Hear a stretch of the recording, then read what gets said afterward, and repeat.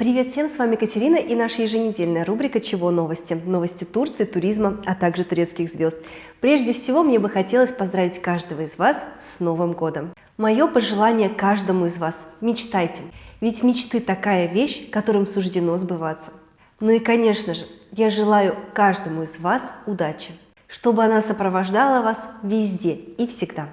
Я прошу прощения за свой голос. Первым делом, что я сделала здесь, в Улан-Удэ, конечно же, я обняла своих родителей, а второе – заболела. Я надеюсь, вы меня сможете простить за мой голос. Сегодня нас ожидает очень интересный выпуск. В Турции дорожает абсолютно все, но для местных жителей. Пынар Дениз злится за то, что ее фотографии с детства всплыли в сети. Вспышка коронавируса. Сериал один за одним закрываются на карантин. Альп Навруз рассказал о своих отношениях с Айчой Айшин Туран. И действительно, есть что-то интересное. Саранай Сарыкая очень скоро снова запоет. Туба Баюкустюн о любви и о том, с кем она встречается. Чатай Улусой наконец-то в новом проекте. Бураку Озчивиту светит реальных 4 года тюремного заключения. Ханде Эрчел запутала не одну меня. Мечтает ли Керем Бурсин стать отцом? Расставание года. Разводятся или это все-таки слухи? Джан Яман вернется в Турцию? Обо всем об этом и не только в нашей любимой рубрике «Чего по звездам?». Погнали! Наш список документов, необходимых для того, чтобы приехать в Турцию, а я еще раз напомню о необходимости получения хэс-кода. Что такое хэс-код, где он пригодится и как его получить, я более подробно рассказываю вот в этом видео. Бурак Давиджи, который окончил факультет скульптуры университета Анадолу в 2017 году, провел 2 недели без интернета, пока жил со своим другом. Тем временем Бурак пытался собрать кубик Рубик от скуки. Бурак какое-то время собирал кубики Рубики и решил объединить их с рисунками, которые он делал в технике пиксель-арт. Бурак сначала начал рисовать портреты знаменитостей, используя 5 цветов из 250 купленных им кубиков. И получил большой интерес к своему искусству в социальных сетях. И сейчас буквально становится знаменитостью. Не растерялся.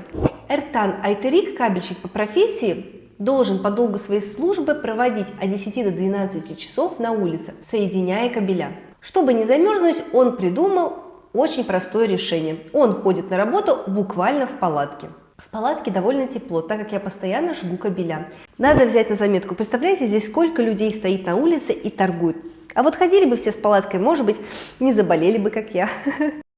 Самой обсуждаемой темой Нового года в Турции стало повышение цен. Электричество подорожало в среднем от 52 до 130%. Стоимость природного газа увеличилась до 25% для населения. Конечно, стоимость автомобильного топлива снова подскочила, так же как и проезд по платным дорогам, а также стоимость общественного транспорта. Так у нас в Стамбуле проезд подорожал на 36%. Ну и, конечно же, подорожали услуги такси. Улетая из Стамбула, я разговаривала с таксистом, который вез меня в аэропорт. Он жаловался на то, что с такими сумасшедшими ценами на бензин и прежней стоимостью за услуги такси работать было просто неприбыльно и неликвидно. Он молился о том, чтобы стоимость повысили. И, конечно же, ожидаемо, как в каждом начале года, стоимость повысили. Правда, на этот раз таксисты более охотнее ехали менять свои таксометры, чем образовали огромные пробки из желтых машин рядом со своими офисами буквально по всей Турции. Собака-воровака. Уличной собаке приглянулась метла уборщика улиц. Она подошла тихонько и забрала ее себе. Уборщик догнал собаку и вернул все-таки метлу. Через какое-то время собака дождалась, когда уборщик будет очень занят, и завершила начатое. Теперь собака спит с добытой ею метлой. Зачем она ей нужна? Ну ладно, главное, чтобы радовала. В районе Озонкупру, района Эдерне, проливные дожди, которые идут с вечера 27 января, затопило очень большую территорию. На равнине Эдерне, где расположена очень большая концентрация сельскохозяйственных угодий и производств, практически все залито водой. Распространение воды продолжается быстрыми темпами. Необычные любители термальных источников. В деревне Будаклы в Битлизе, где температура воздуха опускается до минус 20 градусов, буйволы регулярно выводятся искупаться в воде из горячего источника. И хозяева верят в то, что это поможет увеличить выработку молока. Буйволам такие процедуры очень нравятся, и они часами остаются в источнике. Пастухи также не против провести время в таком спа и купаются вместе с буйволами. Если вы приедете в город Бурса, который находится неподалеку от Стамбула, предлагаю посетить вам очень необычное кафе. Эта кофейня похожа на музей с коллекциями антиквариата.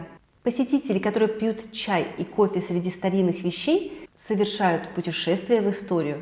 Зеки Эрносун, который более 20 лет управляет кофейней, коллекционирует антиквариат около 17 лет и буквально превратил свою кофейню в музей. Мы показываем предметы, которые использовали наши предки новым поколениям.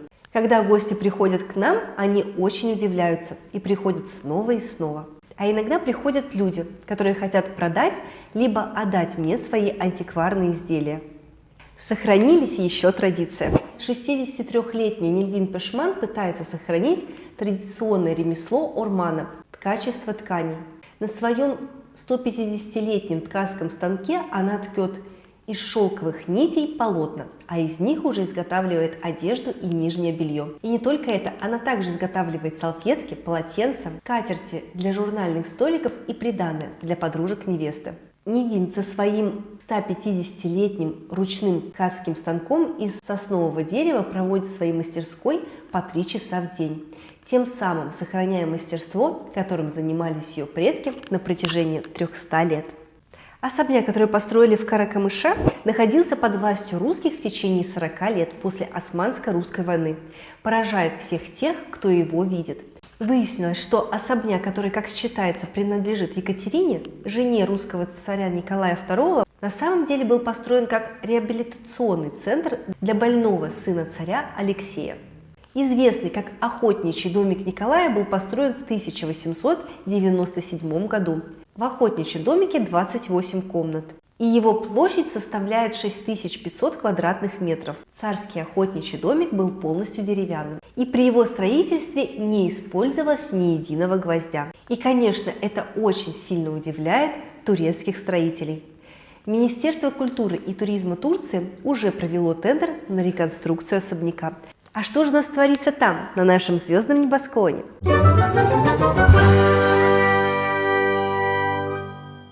Я бы хотела поблагодарить каждого из вас, кто ставит лайки, пишет комментарии, а также подписывается на канал. Вы мое счастье и награда. Ради вас я и стараюсь. А для моих новых зрителей я бы хотела напомнить о том, что в рубрике «Чего новости», а также «Чего по звездам» отображается мнение турецких СМИ, а также турецких граждан, а не мое личное. Поклонники сериала «Чужая девушка» очень недовольны. Сериал с участием Севды Эргенджи и Исмаила Эдже Шашмаза в главных ролях привлек внимание широкой публики. Однако, поскольку рейтинги были ниже среднего, руководство телеканала Fox TV все-таки приняло решение о закрытии сериала. Так сериал выйдет в финал уже на 13-й серии, и сейчас до финала остается буквально 3 серии. Также стало известно о том, что сериал «Кипр идет к победе» выйдет в финал на 31-й серии. Сейчас вышло уже 19 серий. И это говорит нам о том, что впереди зрителей ожидает еще 12 серий и нормальный, логически, хорошо запланированный конец истории. Сериал «Мечты и жизни», в котором будут задействованы такие актеры, как Özge Gürel, Мелиса Аслы-Памук, Айбуке Пусат, Экин Мерт Даймаз, Юсуф Чим и Серкай Тутунджу, наконец-то приступили к съемкам. Актеры активно делятся всем тем, что происходит на съемочной площадке. История будет вращаться вокруг борьбы 4 молодых женщин. Девушки возьмутся за реализацию своих мечтаний и покажут зрителям сериала радужные мечты и горькую сторону суровой реальности. Как будто бы мы в жизни этого не видели. Вот ей-богу. Объявлен рейтинг самых лучших турецких сериалов 2021 года по мнению рейтинговой платформы IMDb.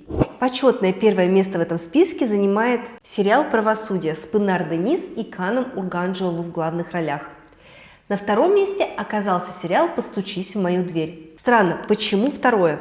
Сериал был показан более чем в 85 странах, и его посмотрело реально полмира. На третьем месте сериал «Заключенный». Как это так? Он же вот буквально недавно вышел и уже стал самым лучшим сериалом 2021 года. Что-то мне кажется, что этот рейтинг работает как-то неправильно. Что вы думаете? Пожалуйста, напишите комментарии. 4 место занимает сериал с Барышем Ардучем и Фахриеев Джен «Альп Арслан. Великой Сулджуки». Сериал «Организация» расположился на 5 месте. На 6 месте сериал «Три Куруша». 7 место занимает новый сериал «Игры моей судьбы».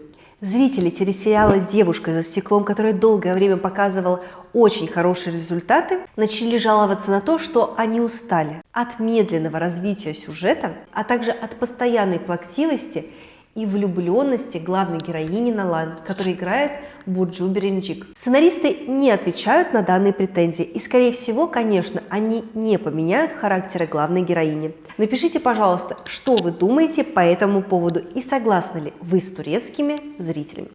А вот сериал «Заключенный», который вышел совсем недавно, зрителям очень сильно даже понравился. На заголовках турецких СМИ часто пишут про главных актеров Онура Туна и Исмаила Хаджиоğlu. Практически все восхищаются гениальной игрой Исмаила, который одновременно в сериале играет двух персонажей. Однако же актерская игра красавца Онура Туна очень много кому не понравилась.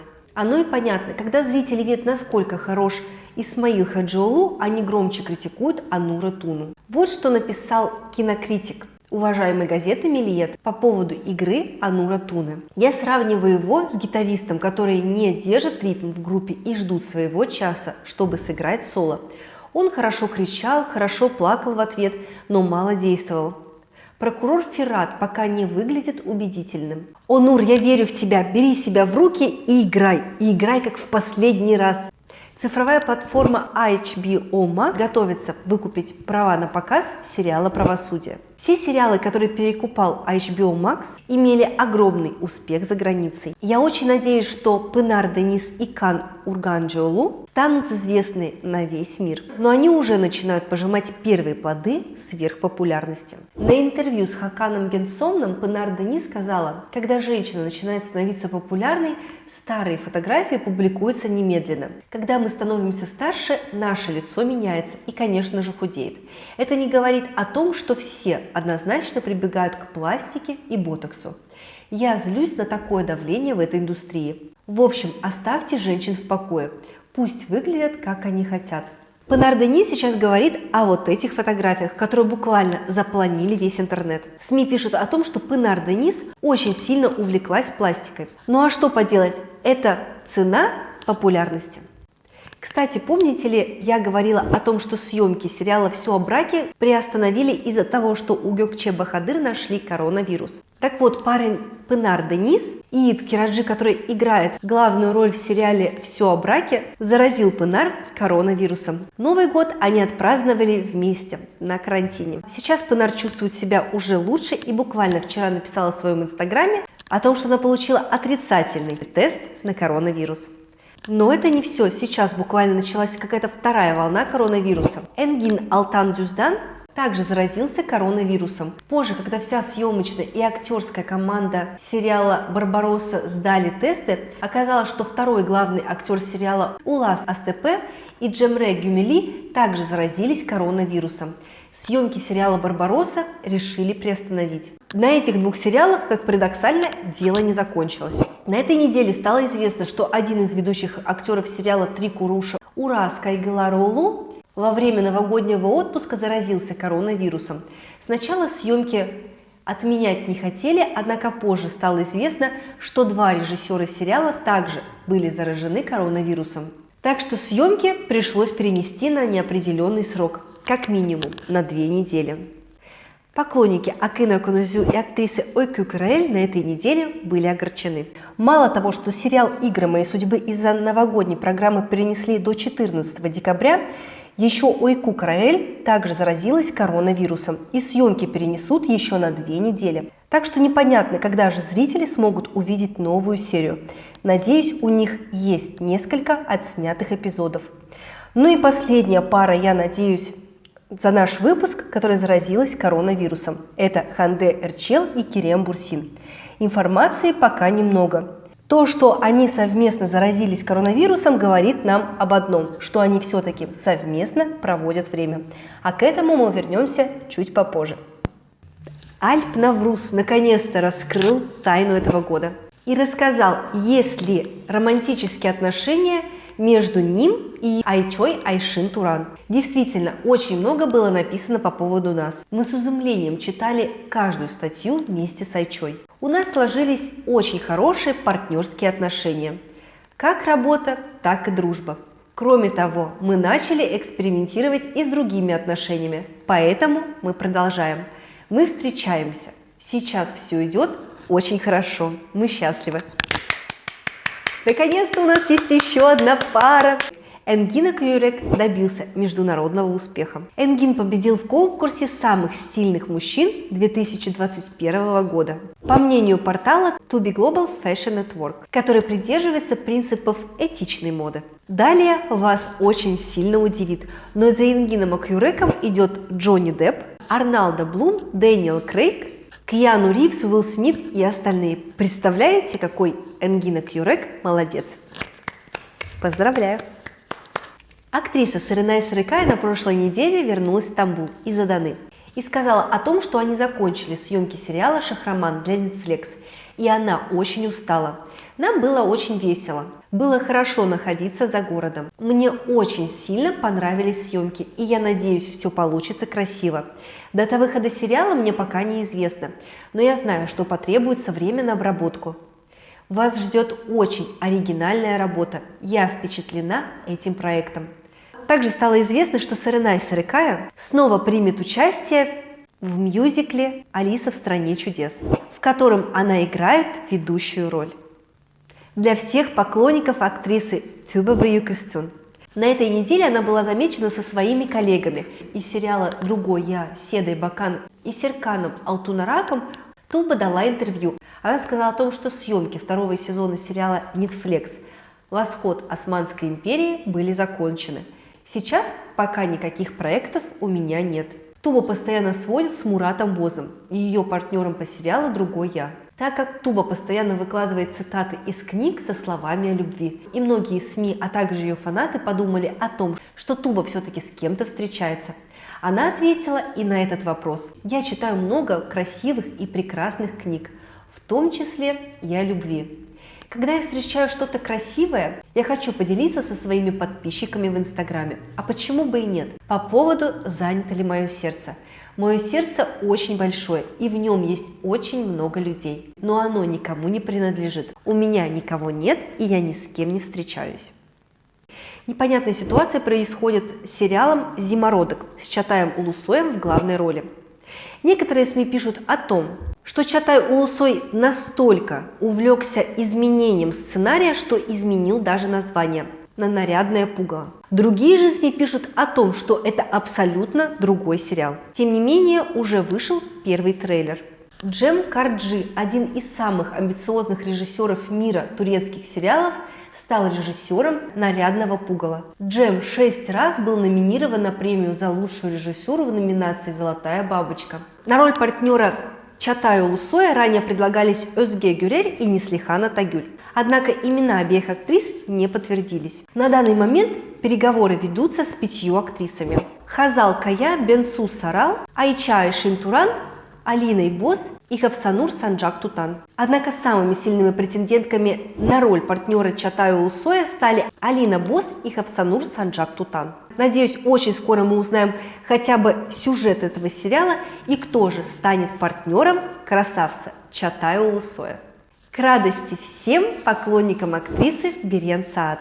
Пара Кинан Доулу и Берен Саад как будто бы переживают второй медовый месяц. На этой неделе они снова удивили своих поклонников. Берен Саад вышла к своему возлюбленному на сцену. Они немножко потанцевали и поцеловались на глазах у сотни зрителей. Я, честно, рада за них. Очень долго хотели развестись, очень большие проблемы у них были в семье, но, слава богу, сейчас у них все хорошо.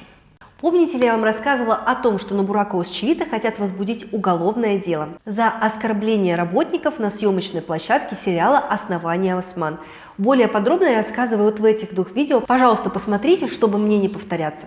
Так вот, дело все-таки открыли, и уже состоялось первое слушание по поводу этого дела.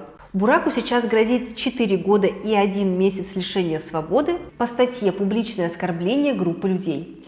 Бурак Озчивит присутствовал со своим адвокатом, а также присутствовала сторона обвинения. Мы работали хорошо, как всегда помогали и защищали актеров во время съемок. Бурак вышел из палатки и обругал всю команду. В 15-минутном оскорблении не было ни слова изменений. Первое слушание продлилось более 3 часов и было отложено в связи с недостатками улик и информации. В своем заявлении Бурак утверждал то, что инцидент пошел на примирение и что работники группы, подавшие жалобу, хотели непомерных денег от него. Мы снимали опасную сцену. В нашу сторону летели мячи. Я просила помощи. Если со мной что-то случится, к сожалению, я не смогу продолжить работу.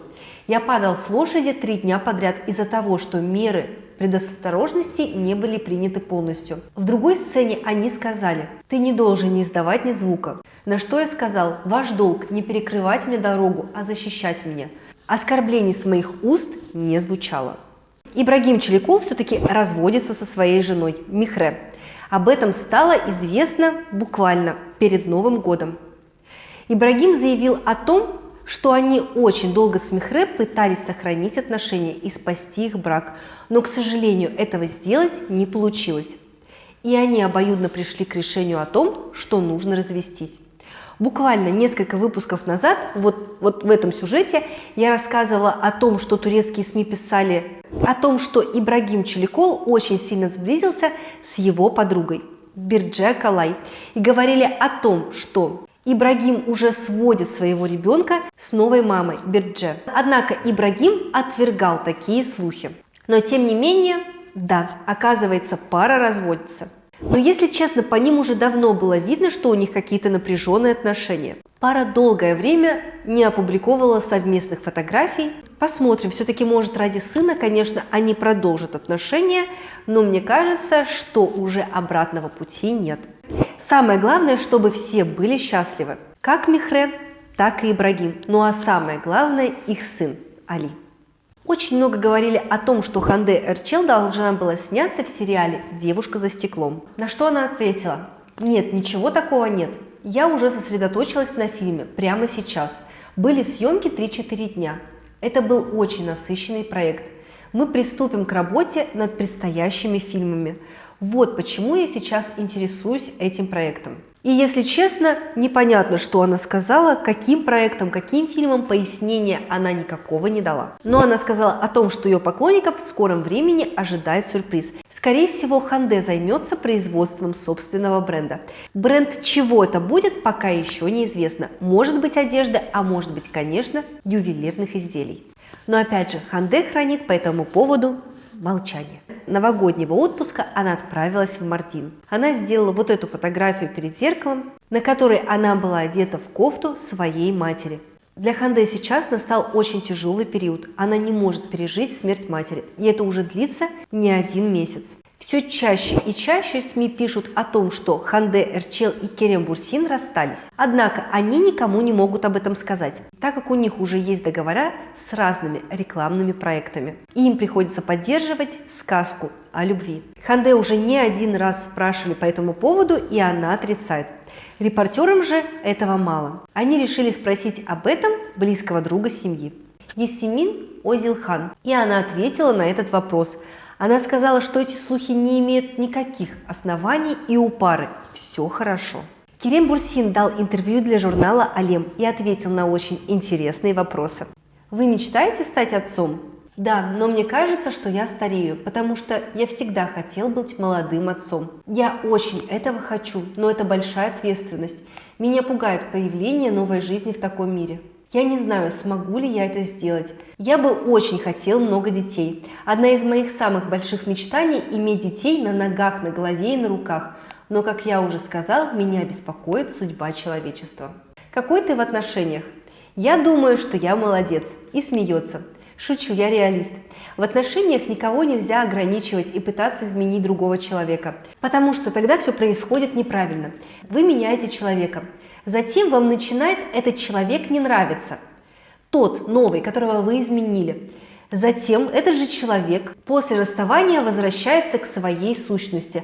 И вы говорите, каким замечательным он был. Если вы начали с кем-то отношения, важно быть полностью естественным. Ссылку на полную статью я прикреплю в описании видео. Новости Джана Ямана. Джан Яман стал самой популярной и обсуждаемой знаменитостью в Италии в 2021 году, обогнав итальянских коллег. 8 января, совсем скоро, Джан Яман примет участие в шоу «C'è posto per te». Актер будет присутствовать в качестве гостя. И ему нужно вызвать у своего фаната особые эмоции за чудесный и совершенно неожиданный сюрприз. Остается только ждать 8 января. В ближайшие несколько месяцев Джан приступит к съемкам сериала «Сандакан» вместе с Лукой Аргентеро. Трансляция уже запланирована на осень 2022 года, либо же на начало 2023 года. Так что весь следующий год мы знаем, чем будет заниматься Джан Яман. Сниматься в проекте «Сандакана». А еще по какому-то большому секрету пишут о том, что Джан Яман будет сотрудничать с турецким Disney+. Означает ли это, что он вернется на родину или нет, пока еще непонятно. Как и непонятно то, что это очередные слухи или все-таки правда. Но судя по тому, что об этом пишут даже самые проверенные источники, скорее всего, это правда. И действительно, тогда Джан Яман вернется на родину. И, наконец, Джан Яман может поддержать Амадеуса во время фестиваля Сан-Ремо, который пройдет с 1 по 5 февраля. Ставьте лайк, подписывайтесь на канал и, конечно же, комментируйте это видео. Увидимся с вами очень скоро. Надеюсь, у меня пройдет вот эта вот осиплость на следующей неделе. А сейчас хорошего вам дня!